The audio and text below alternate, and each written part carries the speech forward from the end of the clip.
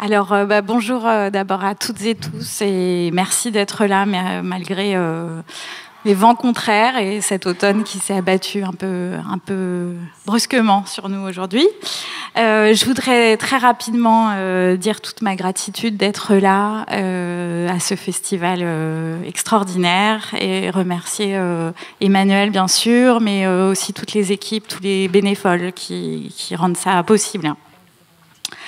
Alors, nous avons la chance d'avoir aujourd'hui avec nous Cara New-Daggett et Renaud Bécaud, que Emmanuel a un peu rapidement présenté. Je vais faire une présentation un petit peu plus longue. Donc, Cara New-Daggett, vous êtes professeur en sciences politiques à l'Université de Virginia Tech et vous avez travaillé sur l'histoire de l'énergie et en particulier l'histoire des énergies fossiles. On va voir avec vous comment votre approche féministe de cette question vous a permis de mettre en lumière les enjeux de pouvoir derrière ce qui est un peu trop rapidement résumé à une révolution technique. Vous avez aussi publié en janvier aux éditions Wild Project, comme l'a dit Emmanuel, Pétromasculinité, du mythe fossile patriarcal au système énergétique féministe. Et un livre qui n'est pas encore publié en France, mais qui le sera sans doute bientôt, selon ce que j'ai compris, qui s'appelle La naissance de l'énergie. Renaud Bécaud, vous êtes historien, maître de conférence à Sciences Po Grenoble, et vos travaux portent notamment sur les mobilisations sociales, les mobilisations du travail et comment elles croisent les questions environnementales. Vous avez donc co-dirigé avec Gwenola Lenaour un livre que moi je n'ai pas eu la chance d'avoir entre les mains, que j'ai lu sur ordinateur, Vivre et lutter dans un monde toxique, violence environnementale et santé à l'âge du pétrole. Et donc qui va paraître, donc là vous l'avez ici, mais qui va paraître sinon je crois le 15 septembre. Alors pour débuter cette discussion, peut-être pourrions-nous déjà rappeler que nous vivons dans un monde façonné intégralement par les hydrocarbures, du gobelet dans lequel nous buvons notre café, à la chaise sur laquelle vous êtes assise, quoique non, elles sont peut-être en bois, celles-là, mais aux véhicules qui nous a amenés pour certains ici. Enfin voilà, notre monde est totalement structuré par la pétrochimie. Et en fait, ce que nos deux auteurs vont nous rappeler, c'est que au-delà de cette réalité physique dans laquelle nous baignons, nos imaginaires aussi sont colonisés par le pétrole. Et on va revenir un peu, on va essayer de déplier ensemble les mythes qui sont derrière cette énergie fossile.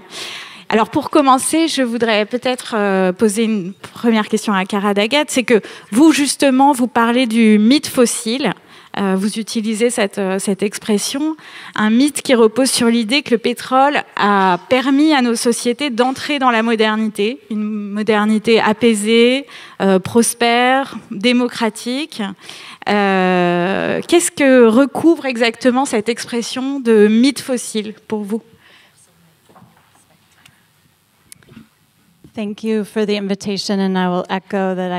Merci beaucoup pour l'invitation et je me sens très reconnaissante également d'être ici. Donc, merci beaucoup à l'interprète de m'aider. Le mythe fossile, à mon sens, c'est cette idée comme quoi les êtres humains en tant qu'espèce souhaitent avoir plus d'énergie. Et en tant qu'espèce, on aime avoir ce désir. Et au fil du temps, la civilisation humaine, il y a eu les évolutions technologiques qui ont permis aux humains d'assouvir ces désirs.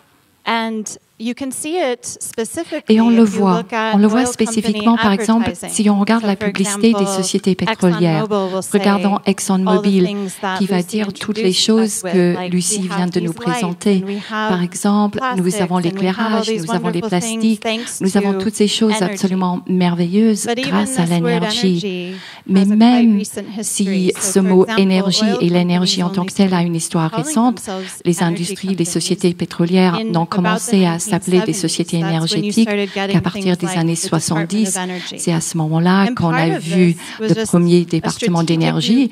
Et au départ, c'était juste une attitude par les sociétés pétrolières pour manœuvrer, pour garantir, pour veiller à ce que la menace perçue vis-à-vis du pétrole, parce que le pétrole devenait de plus en plus cher, n'allait pas, malgré tout, permettre aux gens de se tourner vers autre chose, vers le nucléaire, par exemple.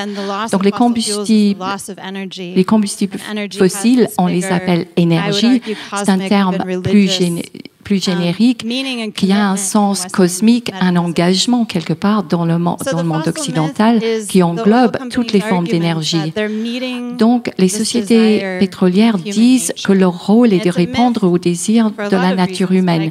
Et c'est un mythe pour pléthore de raisons, mais premièrement, parce que sur le plan historique, la plupart des gens vivent en dehors des États, et il y a énormément d'États, énormément de civilisations, par exemple, qui n'ont pas forcément eu la possibilité de poursuivre la croissance en utilisant de plus en plus de pétrole, comme beaucoup d'entre nous.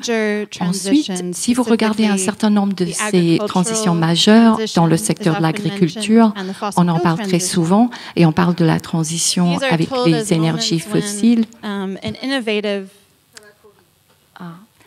They're saying, can you speak a tiny bit more slowly? Is it possible to speak a tiny bit more slowly? It's too fast for them. On nous demande de parler un peu plus lentement, donc on va ralentir le débit. She says we want to think with you. Thank you. Merci. I will slow down. Je vais donc ralentir.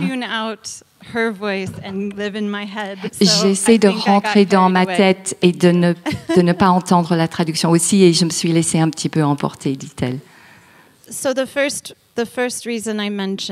Donc la première raison que j'ai mentionnée est que beaucoup de personnes dans les civilisations, dans les cultures, dans les traditions religieuses n'ont pas forcément cherché à tendre vers toujours plus d'énergie. Ce n'est pas ça la vie humaine.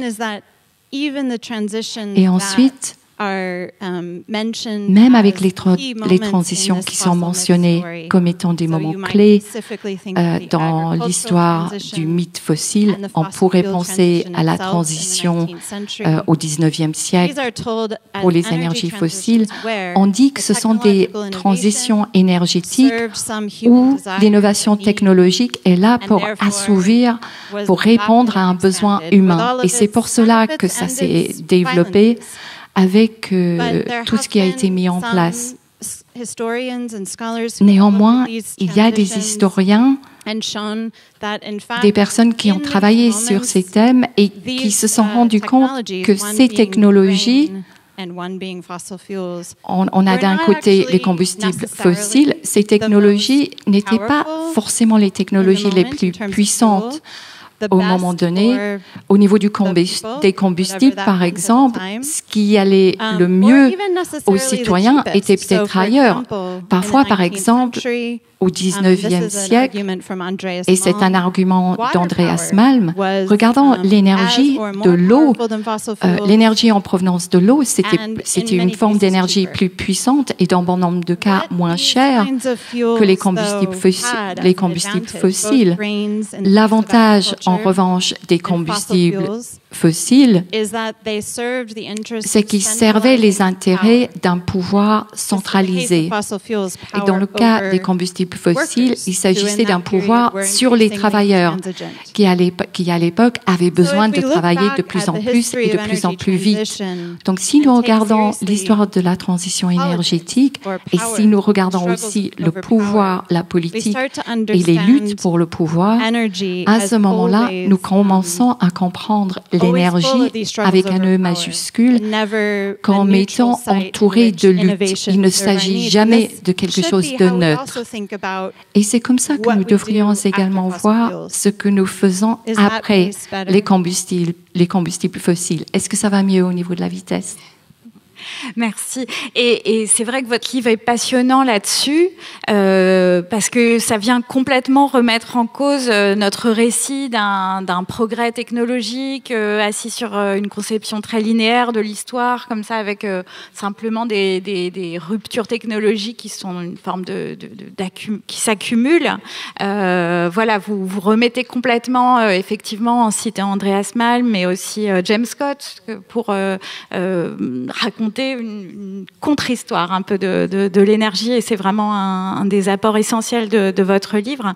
Vous, Renaud Bécaud, donc dans ce livre collectif que vous avez co-dirigé avec Gwenola Le Naour, vous vous attachez à faire exister les territoires des riverains et aussi des salariés, des travailleurs de la pétro-industrie. Et là encore, et ça rejoint en partie les réflexions de Cara, vous montrez que ces territoires, on a effacé finalement leur histoire. On a un peu raconté là aussi qu'ils entraient dans l'histoire, je crois que c'est une des formules que vous utilisez, qu'ils entraient dans l'histoire au moment où ils devenaient justement des sites pétroliers.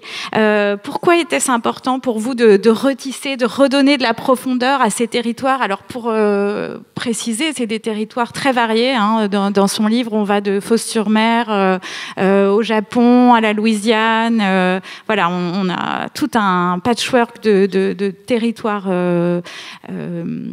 pétrochimiques. Donc voilà, pourquoi, encore une fois, redonner de la profondeur historique à ces territoires, c'était essentiel pour vous? Oui. Alors, bon, déjà, merci. Ça a déjà été dit à plusieurs reprises. C'est peut-être un peu convenu, mais merci aux organisateurs et aux bénévoles pour l'organisation de ce festival. Il a été beaucoup de questions de catholicisme là, depuis le début de ces rencontres. Et je crois que l'organisation de ce festival fait un certain nombre de miracles, parmi lesquels l'apparition de ce livre en version papier sur la table. Moi, je ne l'avais jamais vu non plus. Hein. Lucie disait qu'elle n'avait pas vu. C'était mon cas aussi. C'est la première fois que je le vois en version papier. Donc, merci pour tout ça. Alors, pour rebondir sur ta question, effectivement, on dit qu'il y a eu un effacement de ces territoires, de la pétrochimie, des récits majoritaires, dominants dans l'histoire de l'énergie jusqu'ici. C'est un constat qu'on a fait donc, avec plusieurs collègues, donc Gwenola Le Naour, qui coordonne avec moi donc, cet ouvrage. Gwenola Le Naour, qui est politiste à Sciences Po Lyon et qui travaille depuis très longtemps aussi sur les territoires de la pétrochimie, notamment dans le sud de Lyon.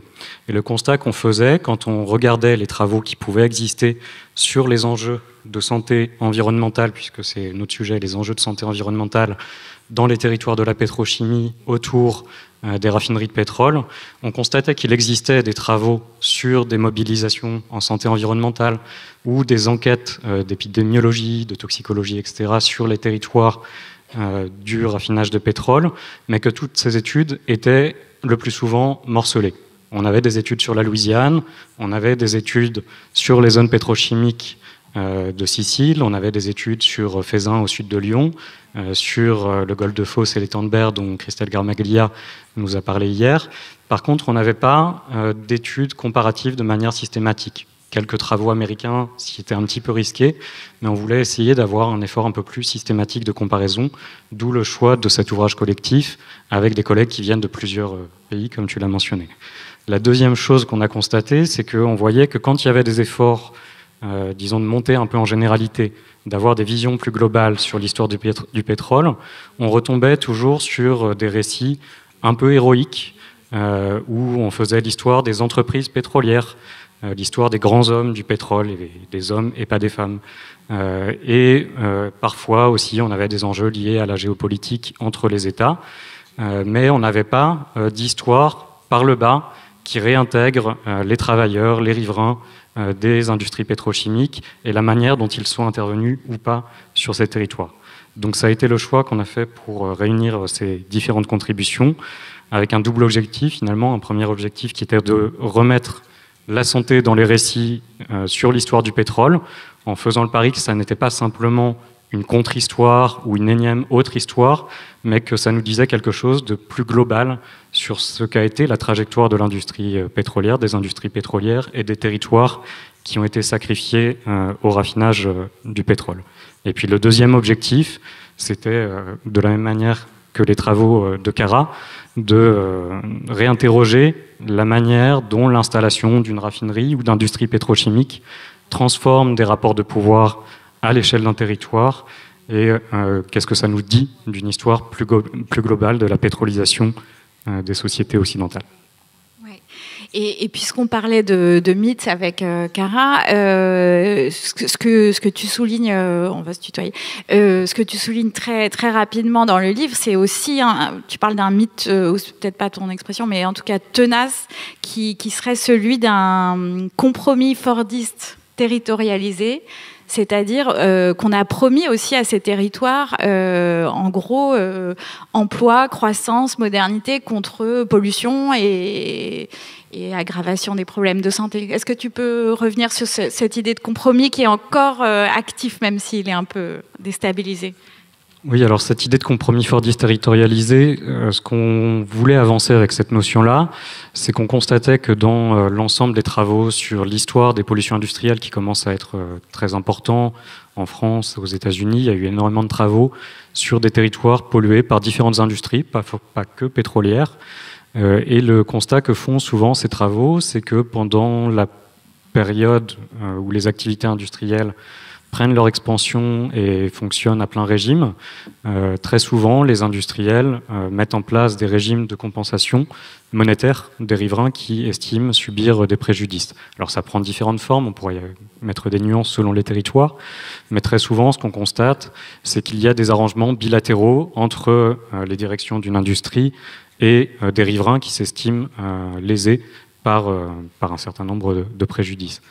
Là, ce qu'on voulait faire avec cette notion de compromis fordiste territorialisé, c'était de dire qu'il ne faut pas simplement regarder ces arrangements bilatéraux entre certains riverains et l'industrie, mais voir aussi comment, sur certains territoires, et l'industrie du pétrole est un bon exemple, particulièrement autour des raffineries, comment cette industrie-là va effectivement parfois négocier des arrangements bilatéraux, des arrangements monétaires bilatéraux avec des riverains, mais comment il va y avoir aussi une volonté de financer certaines collectivités locales pour financer des infrastructures culturelles, des œuvres sociales, et comment tout ça fait système et fonctionne pendant quelques décennies, et c'est pour ça qu'on dit que ce compromis fordiste territorialisé est fugace mais tenace. C'est parce que ça fonctionne des années 30 jusque dans les années 80-90 et que depuis, on voit quand même des formes de désindustrialisation qui rongent ces territoires de la pétrochimie. Alors ça ne prend pas la forme nécessairement de fermeture des usines pétrochimiques ou de fermeture des raffineries, mais des formes de déclin de ces activités qui peuvent s'accompagner d'intensification des formes de travail et avoir un impact d'autant plus important sur la santé des populations concernées. Et ce compromis reste néanmoins tenace, parce que très souvent, dans la façon dont les habitants de ces territoires vont pouvoir parler de cette période-là, il va parfois y avoir la réactivation de l'idée qu'il y aurait pu y avoir un âge d'or. Alors, ce n'est pas tous les habitants, évidemment, mais c'est quelque chose qui peut arriver dans les discours. Oui, et puis Christelle Gramaglia en parlait hier, mais c'est vrai qu'il y a parfois un attachement très fort aussi voilà, à l'industrie, tout en sachant ce qu'elle fait subir au corps, etc. Donc il y a une complexité dont rend très bien compte votre livre. Et pour reprendre ce que vous disiez sur les compromis, c'est vrai que je crois que c'est après l'accident, puisqu'il y a aussi l'importance des accidents dans cette longue histoire. C'est souvent des moments où en tout cas, la population qui ne vit pas dans ces territoires réalise la dangerosité de ces sites ou réalise simplement qu'ils existent parce qu'ils sont quand même rarement montrés, rarement décrits. Je crois que c'est après l'accident de Lubrizol que l'entreprise avait payé 80 arbres. C'était ça. Hein, voilà, on sent bien que ce compromis peut pas tenir très, très longtemps. Alors, non, je voulais poser la question suivante à Cara, puisqu'on était un peu toujours sur cette idée de récit qui tient et qui tient ces compromis sociaux autour de ces industries, de ces sites. Ce que vous montrez, Cara, aussi, c'est comment ces récits sont nécessaires, vous dites, à stabiliser des relations hiérarchiques de pouvoir derrière la pétro-industrie. et que contrairement au récit dominant, tout le monde n'a pas gagné. n'a pas gagné à cette histoire. C'est peut-être là aussi qu'on peut introduire l'importance du genre pour cette longue histoire de l'énergie. En quoi justement ça a nourri votre réflexion?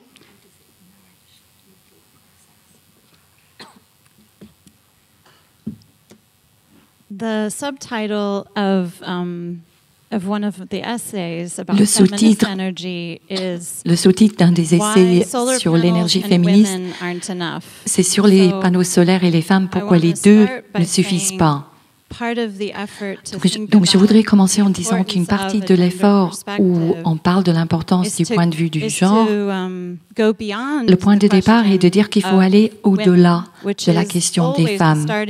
C'est-à-dire, c'est toujours une question intéressante lorsqu'on parle de féminisme. Les féministes demandent où sont les femmes. Mais la deuxième question qu'on oublie parfois quand on parle de l'énergie, c'est qu'une fois qu'on a constaté que les femmes ne sont pas très fortement représentées pour concevoir les systèmes, pour prendre les décisions, que les femmes proportionnellement sont impactées négativement par le changement climatique, la deuxième question qui s'impose, c'est pourquoi. Ce qui nous amène à l'importance de ce genre de récit.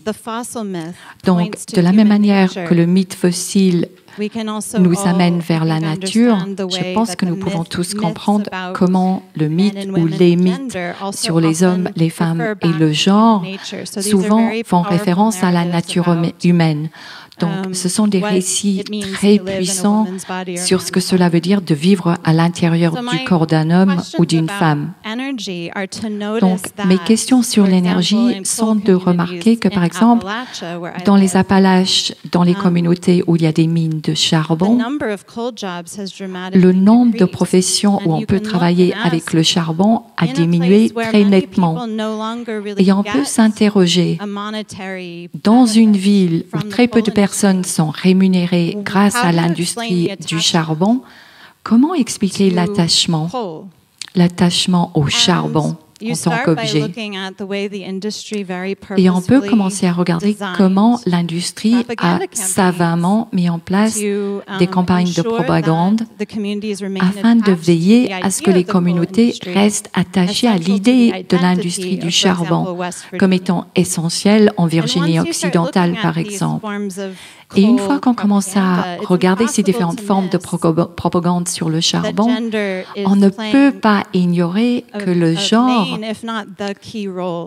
joue quasiment le rôle prépondérant. On voit par exemple des armes militaires, on voit les gros camions, on voit des ballons de foot. Toutes ces choses, les objets qui font penser à la masculinité. Et tout cela est rattaché à cette industrie qui, à un moment donné, a pu soutenir cet idéal de l'homme qui allait travailler pour ramener de l'argent au foyer. La femme restait au foyer, l'homme partait en héros pour gagner l'argent. Et en tant que féministe, je constate, j'observe tout ceci, mais ce qui m'intéresse, c'est le pourquoi. Pourquoi est-ce que ces histoires ont le don de l'ubiquité? Pourquoi est-ce que ces histoires perdurent? À mon sens, il est important que nous allions au-delà, que nous disions, rajoutons les femmes à la conversation, mais nous devons également aller au cœur de l'histoire d'origine du récit.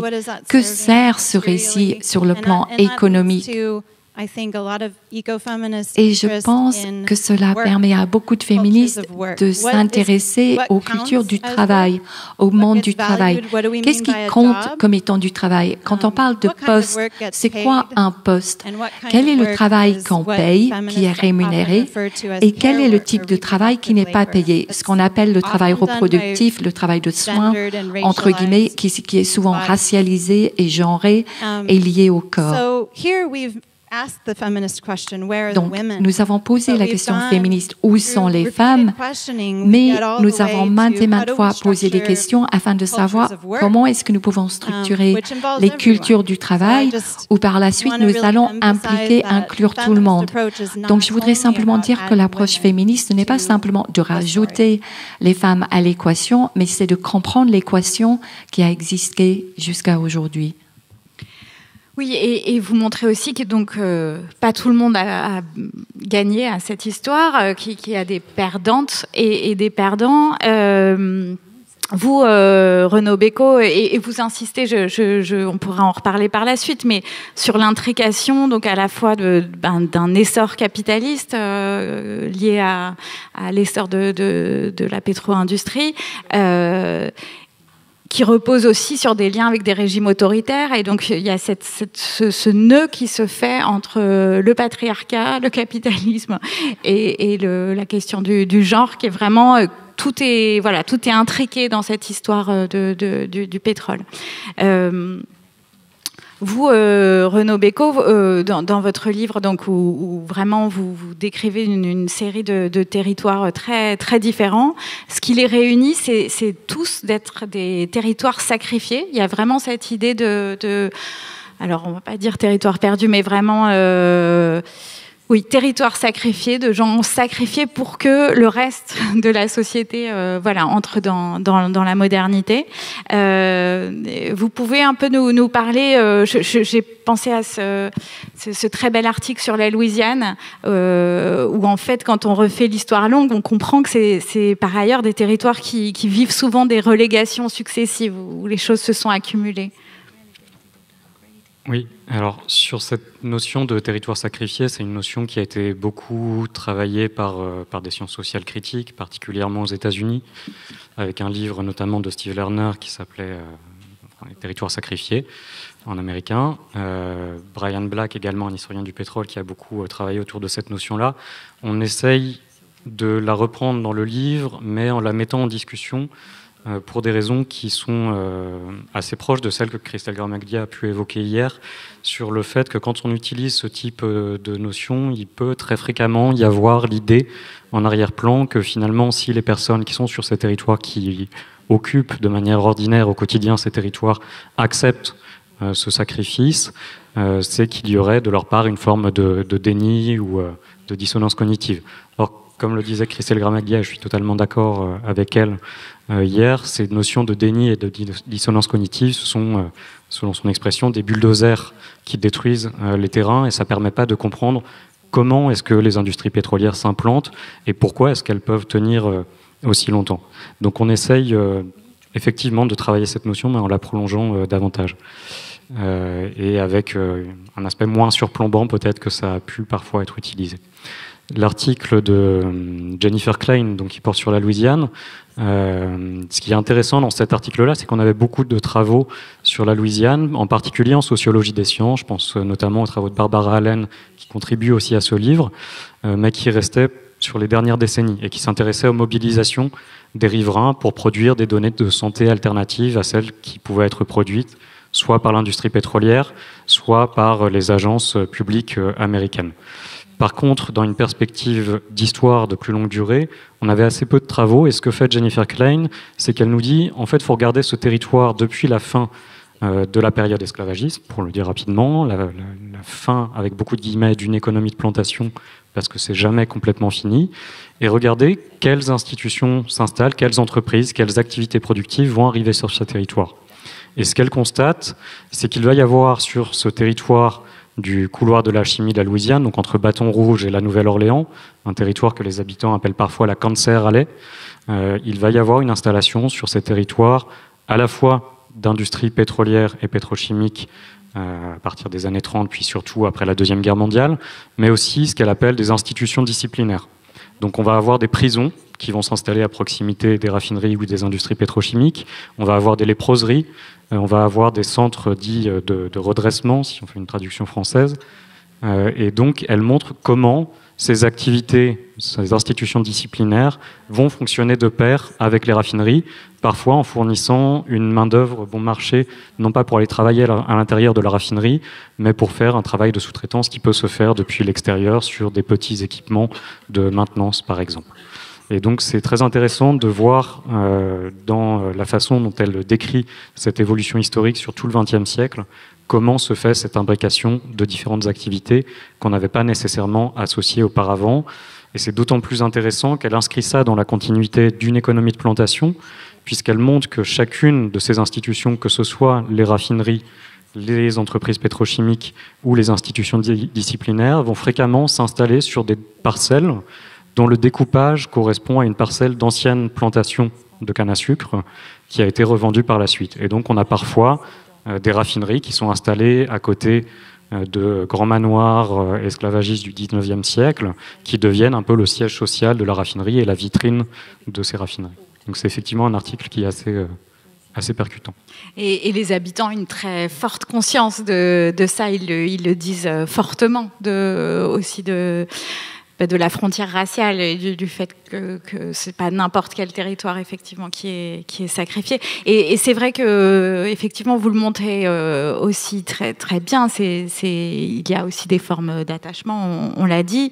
Et votre livre est aussi important pour battre en brèche l'idée qu'il y aurait eu peut-être une acceptation très passive de l'installation de ces industries. C'est en fait l'histoire puisque vous parlez des luttes, l'histoire des luttes a été très longtemps invisibilisée.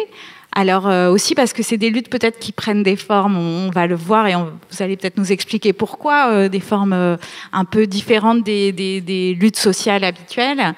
Mais voilà, c'est vraiment un élément fort de votre livre, c'est de montrer que les habitants n'ont pas du tout été passifs et que dès l'installation de ces industries, il y a plusieurs formes de résistance. Oui, alors je pense que il y a déjà eu un certain nombre de travaux, à mon sens, qui ont pu mettre en avant des luttes qui pouvaient exister à l'intérieur des industries pétrochimiques, des raffineries, mais c'était un intérêt pour des luttes qui se focalisaient principalement sur des enjeux entre guillemets assez classiques, salariaux, éventuellement des choses sur la santé au travail, mais uniquement à l'intérieur des entreprises. Et ça a focalisé une attention notamment de la sociologie du travail en France dans les années 70-80. Par contre, pour tout ce qui concerne l'aspect environnemental, il y a eu beaucoup moins de travaux, et donc c'est effectivement un point qu'on cherche à avancer. Mais surtout, il me semble que là où il y a un tournant peut-être qui a été pris par la recherche sur ces territoires-là ces dernières années, au moins pour ce qui concerne les espaces européens, c'est qu'on se réintéresse aux mobilisations qu'il y a pu y avoir au moment de l'implantation ou à la veille de l'implantation des raffineries ou des entreprises pétrochimiques, en particulier des luttes qui ont pu être portées par des paysans ou des pêcheurs, et c'était moins le cas à mon sens dans la recherche des décennies précédentes. Si c'était moins le cas, je pense que c'était en partie lié au fait que dans les dernières décennies, donc le compromis fordiste social territorialisé qu'on a évoqué tout à l'heure, il s'effrite, et que du coup ça amène un certain nombre de chercheurs à se dire mais qu'est-ce qu'il y a eu sur ces territoires avant qu'il y ait du pétrole, parce qu'il y a forcément eu autre chose. Et on ne peut pas s'en tenir au discours aménageur qui a été diffusé en France notamment par la DATAR, enfin les instances d'aménagement du territoire, qui disait que par exemple à Feyzin, au sud de Lyon, avant qu'il y ait une raffinerie de pétrole, il n'y avait rien, ou en tout cas pas grand-chose, ou c'était négligeable. On ne peut pas non plus, et ça a été montré par des collègues marseillais, dont Christelle Garmaglia, Xavier Demalin, Fabien Bertolotti, on ne peut pas s'en tenir au discours que le golfe de Fos ou l'étang de Berre, avant les années 60, ça aurait été un désert, parce que c'est absolument pas le cas. En fait, quand on va voir ces territoires, on s'aperçoit que souvent, si les activités pétrochimiques et les directions des raffineries choisissent ces territoires, c'est précisément parce qu'il y a déjà des activités industrielles sur ces territoires et qui donc il y a déjà une forme d'accoutumance des populations à la présence d'une industrie qui peut être polluante. Et donc c'est moins difficile de faire accepter une nouvelle industrie polluante sur un territoire qui a déjà été confronté à ce problème-là. Ça suscite malgré tout des résistances. Dans le cas de Feyzin, on voit des résistances importantes des paysans de la commune avant l'installation de la raffinerie, donc qui est inaugurée en 64 à Feyzin. Avant cette installation, il y avait des cultures de roses à Feyzin. Notamment, il y avait de l'horticulture de manière assez importante qui a totalement disparu aujourd'hui. Donc on a des agriculteurs et des horticulteurs qui s'opposent parfois violemment. Le maire de la commune va se plaindre à plusieurs reprises d'avoir été molesté, d'avoir été insulté en conseil municipal, etc. Donc il y a des actions importantes à ce niveau-là. De la même manière, autour de l'étang de Berre, donc les raffineries sont installées autour de l'étang de Berre dès les années 30, mais il y a une intensification des activités industrielles dans l'après-Deuxième Guerre mondiale, et là aussi, des réactivations d'une conflictualité, notamment avec les pêcheurs, qui vont pouvoir bloquer parfois l'accès à l'étang de Berre et donc bloquer les supertankers, les pétroliers qui arrivent dans l'étang de Berre pour fournir les raffineries. Donc ça pose un problème d'ordre public à l'époque, ce qui va amener notamment à une loi de 1957 qui interdit la pêche dans l'étang de Berre. Et c'est une loi donc, qui est adoptée par l'Assemblée nationale, par la représentation nationale, mais suite à une négociation bilatérale entre la Chambre de commerce et d'industrie, enfin Chambre de commerce à l'époque de Marseille, et la prud'homie des patrons pêcheurs de Martigues. Et en contrepartie de l'interdiction de la pêche, les pêcheurs se voient attribuer une compensation monétaire importante, 450 millions de francs à l'époque. Mais cette conflictualité, elle a quand même été très présente avant cet accord, et puis elle se prolongera par la suite. Et aussi, une des difficultés que vous très soulignez dans le livre pour lutter contre ce que subissent les riverains, c'est simplement de faire reconnaître qu'il y a un préjudice. Et là, vous avez plusieurs développements sur ce conflit, en fait, et on en parlait, enfin, Christelle Gramaglia en parlait déjà hier, mais comment arriver à faire mesurer? Est-ce qu'il y a des mesures? On voit bien qu'il y a il y a toute une énergie dépensée par l'industrie pour justement invisibiliser ou rendre non mesurable ce que ressentent très concrètement les riverains. Et donc là, il y a un très bel article sur l'inventivité épistémique. C'est aussi comment les riverains s'imposent comme des experts de la pollution. Et voilà, est-ce que vous pouvez nous en parler? Parce qu'il y a vraiment des développements très, très riches là-dessus. Oui, effectivement, un des objectifs de ce livre, c'est un peu ce que j'ai évoqué avant, c'est de remontrer qu'il y a une conflictualité sur ces territoires et comment se construisent l'arrivée des industries pétrolières. Mais le deuxième objectif, c'est effectivement de regarder comment se sont construits des savoirs de santé qui n'étaient pas nécessairement ceux des industriels du pétrole, ni ceux des agences publiques. Et donc là, on a plusieurs articles, donc celui de Gwen Oettinger notamment, qui évoque dans la Cancer Alley de la Louisiane, comment des riverains se constituent en association d'abord et vont affirmer qu'ils peuvent développer des formes d'expertise qui vont leur être propres pour révéler des polluants qui ne sont pas nécessairement mesurés par les autorités publiques. Et donc elle montre un certain nombre de dispositifs qui sont relativement légers et peu coûteux à mettre en place, qui ne nécessitent pas une formation technique extrêmement importante. Donc c'est ce qui est appelé là-bas les bucket brigades. Bucket brigades, c'est des brigades du sachet. Donc en fait, c'est un petit dispositif qui se présente comme un sachet qui va permettre d'engranger un certain nombre de polluants, enfin, de l'air dans ce sachet, sur une durée qui va pouvoir être plus ou moins longue, et donc mesurer de la pollution, par exemple, sur l'ensemble d'une journée ou sur une heure, au moment où il y aurait un rejet particulier de l'industrie. Et le fait d'avoir ces dispositifs-là qui sont donnés à l'ensemble des habitants, ça permet ensuite d'avoir des mesures plus complètes que ce qui est proposé par les institutions publiques, et ça a pu permettre de faire preuve du rejet d'un certain nombre de substances qui n'étaient pas nécessairement bien mesurées par les instances publiques jusqu'alors. Donc il y a ce cas-là pour la Louisiane avec l'article de Gwen Oettinger. On a un autre cas assez similaire avec des bucket brigades, une pratique qui s'est assez largement développée en Amérique du Nord.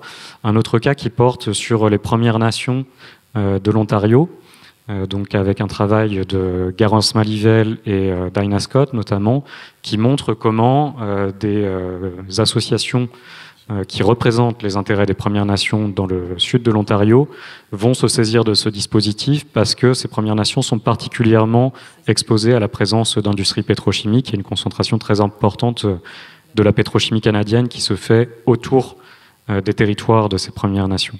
Et donc là aussi, ça a permis de faire preuve de l'exposition à un certain nombre de substances toxiques pour ces membres des Premières Nations, et particulièrement pour les femmes des Premières Nations, puisque dans les standards Et dans les seuils légaux des autorités canadiennes, c'est des seuils qui étaient calculés principalement pour des hommes d'âge moyen.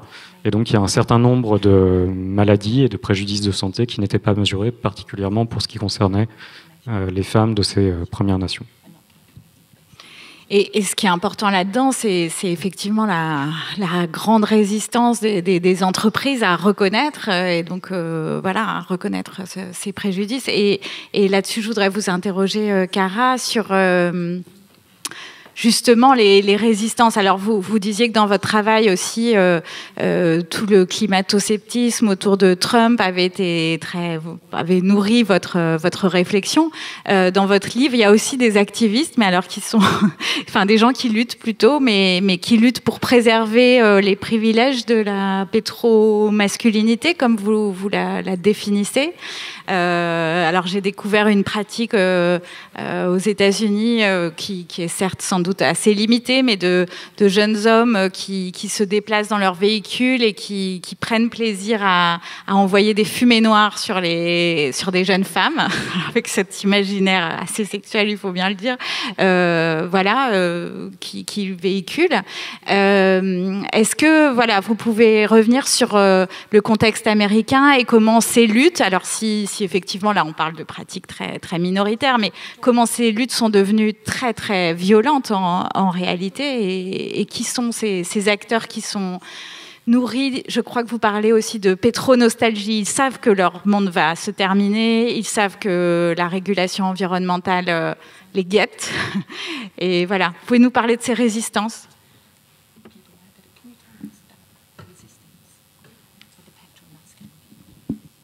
Yeah, sure. And I think this is where the local meets oui, et je pense que c'est là vraiment que le local rencontre le global.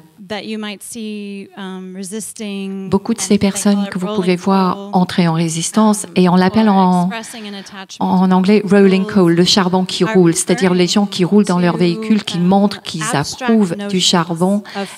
Et tout ça fait référence à des notions abstraites de liberté, la façon de vie à l'américaine. Et les combustibles fossiles deviennent des symboles des droits absolus des Américains de pouvoir maîtriser et contrôler l'énergie, et une reconnaissance de la violence aussi. On ne dit même pas malgré la violence, mais on dit oui, on prend à bras le corps la violence, on approuve la violence qui est inhérente à la production du pétrole. Donc, je ne considère pas que ces personnes sont dans le déni. Parfois, j'ai parlé de défiance au lieu de déni, et dans un certain sens, je m'interroge, peut-être que ce genre de pratique, c'est plus à un niveau inconscient, une façon de ressentir la menace existentielle qui existe à cause des défis écologistes. Et aux États-Unis, il y a ces personnes qui sentent qu'elles veulent défendre tout ce qui a toujours été. Et dans certains endroits aux États-Unis, il y a beaucoup plus de déni, ce qu'on appelle du technomodernisme. Il s'agit par exemple de mesurer le bien-être pour le nombre de nouveaux postes qui sont créés, et surtout dans des industries masculinisées. C'est comme ça qu'on mesure la justice aux États-Unis. J'ai regardé par exemple les usines qui construisent aujourd'hui, elles sont regardées d'une certaine manière pour qu'on puisse dire on fait du bien à la société, c'est-à-dire qu'on crée des emplois. Mais encore une fois, nous ne sommes pas en train de dire que nous avons des enseignants qui sont mieux payés, des services sociaux, des services de santé.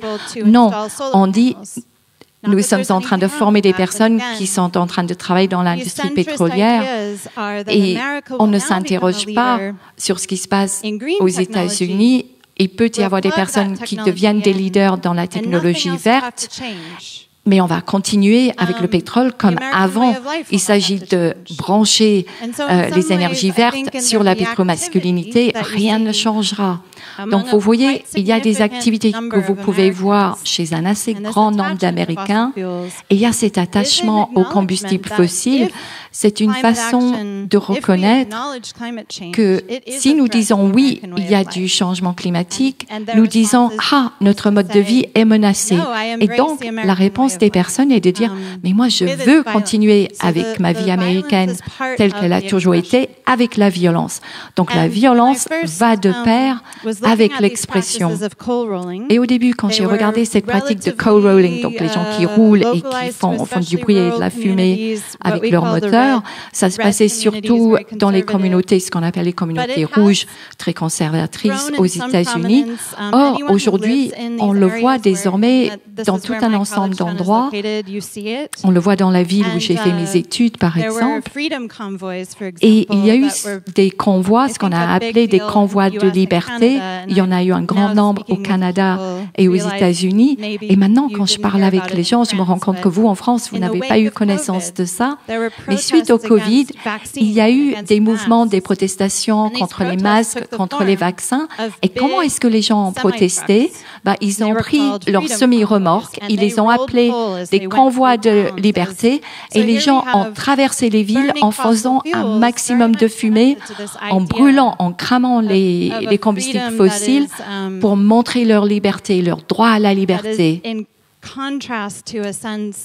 Et c'est vraiment un contraste, dans un contraste total des autres personnes qui sont là pour défendre les intérêts des riverains, de la communauté et d'une vie sans ces pétrodollars.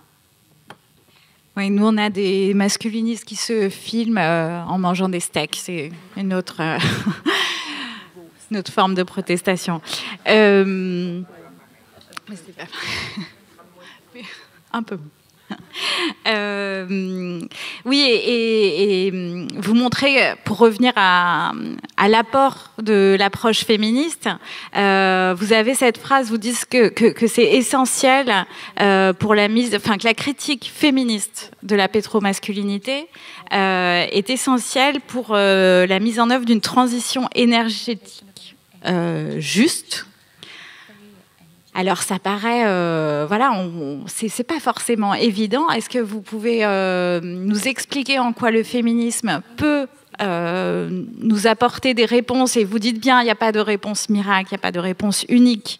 Mais en quoi, et je crois que c'est l'objet de votre prochain livre, ça peut nous donner des chemins alternatifs d'un rapport à l'énergie différent, avec derrière des relations de pouvoir différentes. En quoi le féminisme pourra nous offrir d'autres voies sur la question énergétique. À mon sens, on aborde la question de l'énergie très souvent de façon technique et c'est quelque chose qui est aliénant pour bon nombre de personnes. Si on ne comprend pas le fonctionnement des panneaux solaires, les systèmes énergétiques, comment est-ce qu'on va oser donner ces idées même dans sa communauté locale? Comment se sentir légitime? Et lorsqu'on adopte une approche écoféministe, on arrive à comprendre que l'énergie, ça ne veut pas juste dire le combustible. Nous voyons cela si nous prenons au sérieux la pétromasculinité. Nous voyons que pour eux, c'est pas juste un combustible, c'est pas juste un outil pour faire quelque chose, pour vendre, pour obtenir autre chose. Non, il y a une histoire, il y a un sens spécifique qui est rattaché à une culture. Et ainsi, si on commence à penser au combustible de cette façon, cela nous indique le chemin, cela nous permet d'évaluer notre façon de donner de la valeur à l'activité, au travail. Le capitalisme a organisé le travail, la valeur qu'on lui accorde d'une certaine manière. Certaines activités sont définies comme ayant moins de valeur ou comme étant des activités secondaires qui sont là pour soutenir les activités principales, parce que ce sont des activités qu'on attribue aux femmes, par exemple, et ce sont souvent des activités qui sont racialisées aussi. Donc, ceci permet de mieux comprendre les systèmes de classe tels que définis par Marx, par exemple, pour dire simplement qu'il y a tout un tas de hiérarchies qui s'entrecroisent et qui sont là dans l'ombre, qui nous donne l'impression malgré tout que nos économies sont naturelles.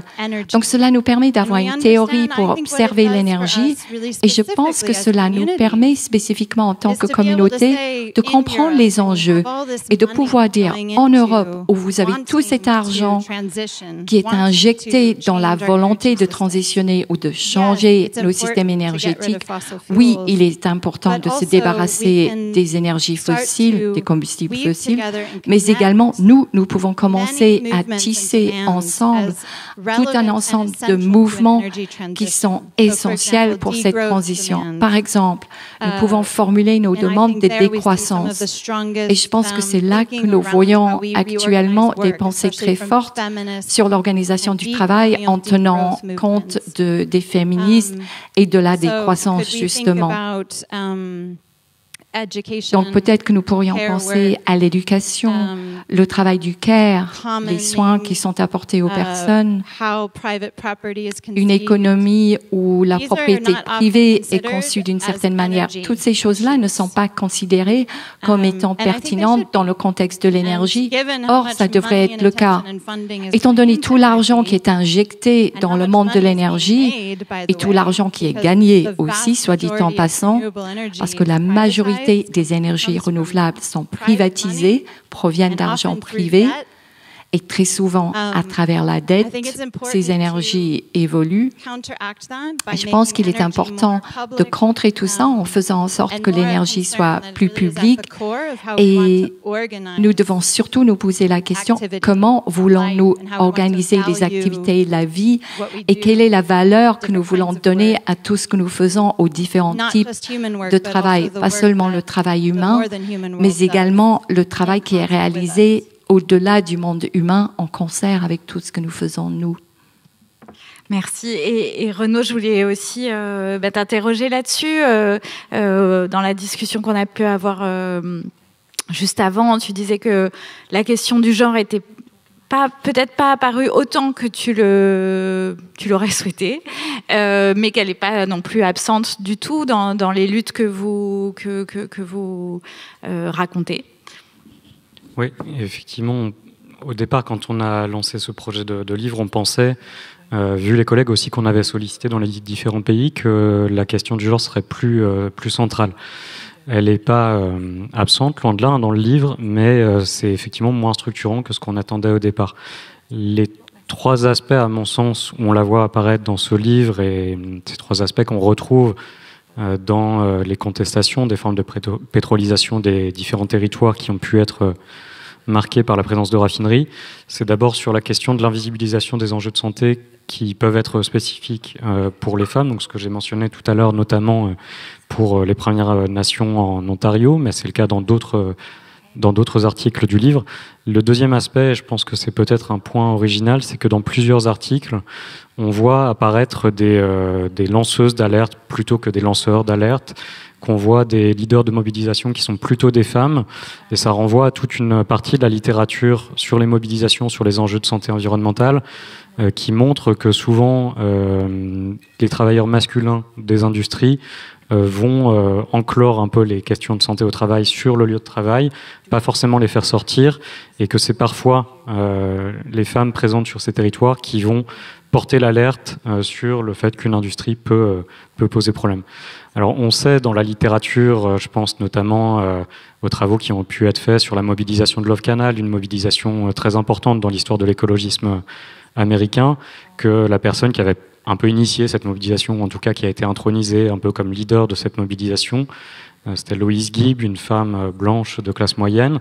Là, ce qu'on voit dans les études qu'on a réunies, c'est plutôt des femmes de classe populaire qui vont faire ces alertes, que ce soit sur les territoires de la pétrochimie en France ou en Louisiane. L'article de Gwen Oettinger que je mentionnais tout à l'heure évoque principalement des femmes qui se mobilisent au sein des Bucket Brigades. Et puis le dernier aspect qu'on a cherché à travailler, et ça rejoint aussi une notion que Cara évoque dans le dernier texte de son livre traduit en français, c'est qu'on a essayé de voir comment se perpétuaient, se prolongeaient des pratiques de subsistance à l'échelle des territoires pétrochimiques, en empruntant cette notion de subsistance à la théorie écoféministe, entre autres à Mariam Nice.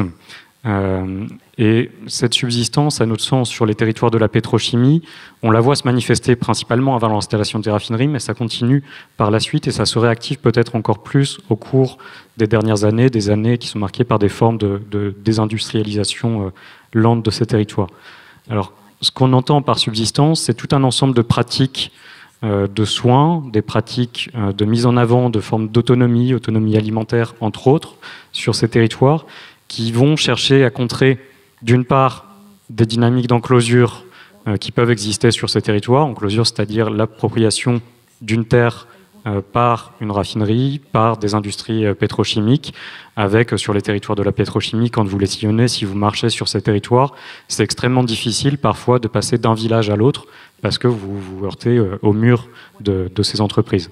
À Fézin, par exemple, si vous voulez partir du bourg de Fézin, qui est sur les coteaux dans la vallée du Rhône, donc un peu surélevé, vous descendez, vous allez vers la raffinerie, et pour atteindre le Rhône, qui est à côté de la raffinerie, il va falloir trouver une route, et ça ne va pas être évident pour arriver jusqu'au Rhône. Donc pratique d'enclosure, la subsistance, c'est une manière de contester ces pratiques d'enclosure. C'est une manière aussi de contester la dégradation d'un certain nombre de ressources, les ressources alimentaires, que ce soit les potagers, les poissons pour les endroits où il y avait de la pêche. Et puis, ces dernières années, ces pratiques de subsistance peuvent être aussi une forme de protestation contre les dynamiques de désindustrialisation, parce que c'est une manière de dire que finalement, même si les activités pétrolières ou pétrochimiques quittent ce territoire ou quittent partiellement ce territoire, eh ben, il y a d'autres possibilités, on peut se réapproprier ce territoire autrement. Et donc ce qu'on voit surgir comme pratique, qu'on peut définir comme de la subsistance, c'est deux principaux registres de pratiques. Nous, on parle d'une forme de sanctuarisation de la santé, c'est-à-dire que contrairement à ce qui a prévalu pendant très longtemps, notamment dans le mouvement ouvrier à l'intérieur des industries polluantes, où il pouvait y avoir une volonté de faire reconnaître des maladies liées au travail et de les faire compenser financièrement, mais pas forcément d'empêcher les produits toxiques qui causaient ces maladies, eh bien là on voit des formes de sanctuarisation de la santé, c'est-à-dire un refus de rabattre les questions de santé sur des enjeux de compensation monétaire et de dire que finalement il faudrait protéger la santé en soi et pas pour d'autres valeurs. Et puis la deuxième pratique de subsistance qu'on voit apparaître sur plusieurs territoires, c'est au travers des protestations qui peuvent être portées notamment par des agriculteurs, des pêcheurs, mais aussi simplement des jardiniers des jardiniers ou jardinières qui ont des bouts de potager. C'est une volonté de mettre en avant certaines pratiques d'autonomie alimentaire qui ne sont pas forcément majoritaires sur ces territoires, mais qui existent et qui sont souvent retraduites politiquement, socialement, par des associations qui cherchent de cette manière-là à redonner du sens à ces territoires et à un avenir pour ces territoires.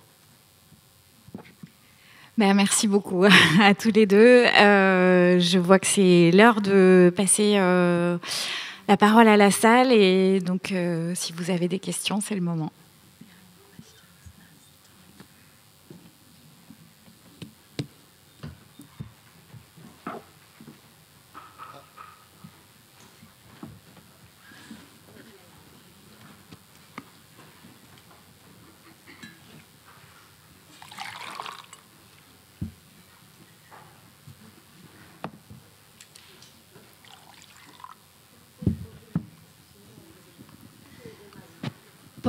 Bonjour et merci à vous pour cette session.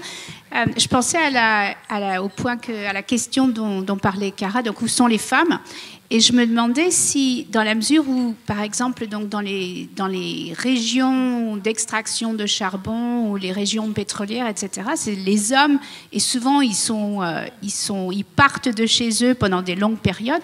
Est-ce que vous avez remarqué ou est-ce qu'il existe en quelque sorte des situations où en fait les femmes, elles ont en quelque sorte pris le pouvoir, où il a émané des formes intéressantes qui étaient gérées par les femmes, puisqu'il n'y avait plus d'hommes, hein, ils étaient tous partis extraire le pétrole ou le charbon. Est-ce qu'en fait, il y a eu des formes intéressantes d'organisation par les femmes?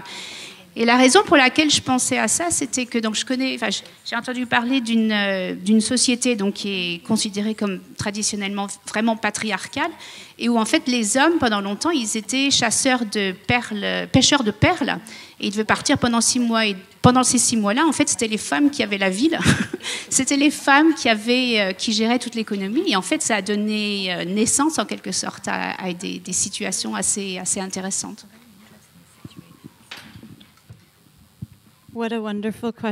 Oh, quelle question formidable. Et merci beaucoup à Catherine, à vous. Merci de m'accueillir. Catherine est la personne qui m'héberge. Et Catherine m'a tellement bien accueillie que je vais toujours associer l'accueil que j'ai reçu avec la France dans sa globalité.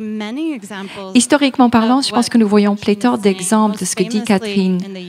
Aux États-Unis, par exemple, pendant la Deuxième Guerre mondiale, les femmes ont vraiment pris la place des hommes au travail. Et beaucoup d'historiennes femmes disent que après, aux années 50, il y a eu toute l'intensification de l'industrie avec le sexisme et la pétromasculinité. C'était vraiment une façon de remettre les femmes à leur place quand les hommes sont rentrés de la guerre. Et un très bon exemple de cela dans toute l'industrie, surtout dans la région où j'habite, où, comme j'ai dit, il y a eu beaucoup de postes dans le domaine du charbon qui ont disparu. Il reste quand même le fait que bon nombre des postes dans ces communautés qui n'existent plus sont des postes d'enseignement. Les postes qui restent sont l'enseignement ou le travail pour les infirmiers et les infirmières, des postes qui sont toujours sous-payés, sous-valorisés. On l'a vu pendant le Covid et on continue de le voir. Et il y a un ensemble de choses très compliquées qui se passent suite à ce genre de situation. Et ça vaut le coup de l'étudier. Au niveau des foyers, les femmes, par exemple, désormais, qui sont souvent les personnes qui gagnent l'argent du foyer, leurs maris, les ex-mineurs sont souvent sans travail, mais également sur le plan politique. Donc, certains des mouvements les plus vivants qu'on voit en Virginie occidentale, qui est un État très conservateur, certains des mouvements sociaux les plus extraordinaires, on les voit grâce au syndicat des enseignantes femmes. Et c'est un exemple probant du fait que les métiers féminisés sont sous-évalués et marginalisés, sous-valorisés, mais cela permet aux femmes, ou les femmes en tout cas, trouvent des moments de force. Mais en même temps, parce que ces métiers continuent d'être féminisés, souvent on les met de côté, on les rend invisibles ou on ne leur prête aucune attention. Quand les femmes, par exemple, organisent ces mouvements sur l'injustice environnementale, souvent elles adoptent le langage des mères, des mamans, parfois de façon stratégique, parce que c'est compréhensible pour les hommes auxquels elles vont parler dans un espace formel. Elles disent qu'elles se préoccupent de la santé des enfants. On dit que toutes les femmes se préoccupent de la santé des enfants, et c'est quelque chose qui marche bien. Mais en même temps, ça peut aller à l'encontre de leurs intérêts, parce que certains sociologues qui ont étudié la question se sont rendus compte qu'il y a des femmes qui disent « Ouais, laissons les femmes aller marcher, se balader, mais quand même, nous, on va continuer de travailler. » Et donc, oui, il y a des opportunités, mais il y a toujours une lutte et un danger qui va de pair avec. Je vais passer la parole pour une autre question, mais j'ai oublié de remercier le miracle Dawn pour la traduction simultanée qui fait que voilà, la discussion est si fluide. Merci.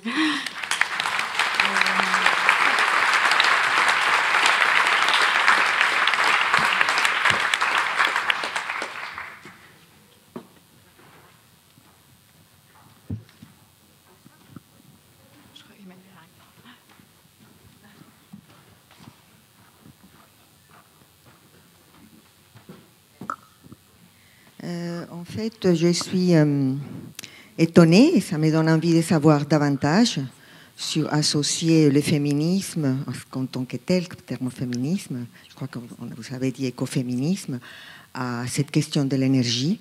Je me dis que, en fait, ce qui est là, c'est cette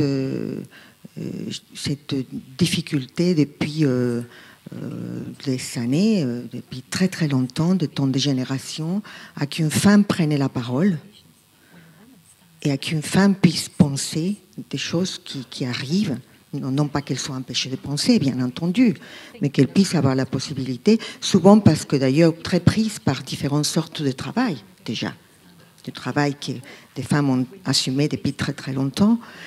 Ce qui me vient, c'est que je pense que dans cette situation complexe de nos sociétés, depuis très longtemps encore, c'est nos mères et nos grandes-mères ont contribué à cela, justement parce que c'est un problème structurel.